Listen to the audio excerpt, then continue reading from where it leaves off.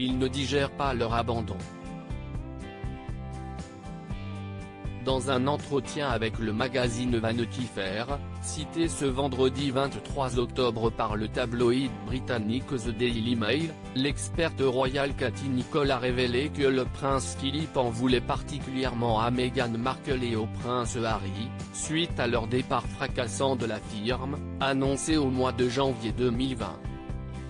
Le duc d'Édimbourg aurait été consterné et profondément bouleversé par la décision de son petit-fils, estimant qu'il se comporte comme un alien, toujours d'après Cathy Nicholl.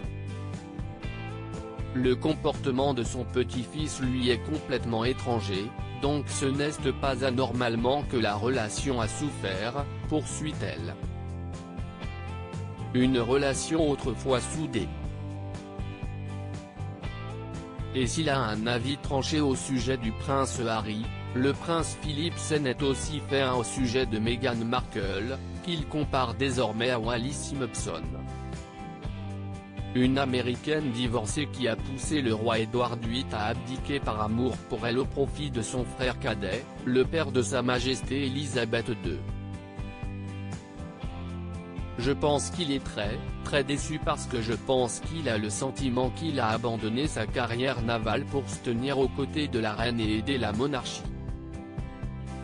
Et il doit se dire, pourquoi Meghan ne peut-elle pas abandonner sa carrière d'actrice, pour soutenir son mari et soutenir la monarchie, a ainsi glissé Ingrid Seward dans les colonnes du Mirror.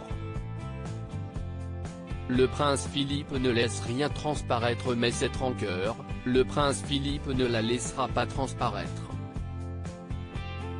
Car s'il peine à ne pas en vouloir au prince Harry et Meghan Markle, il tient à conserver une image lisse en public, lui qui met un point d'honneur pour tenter de cacher son état de santé.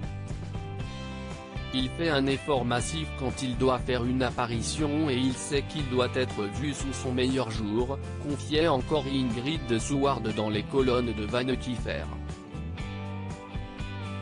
En homme fier, il ne veut pas être vu avec une canne, et il ne considérerait jamais un déambulateur.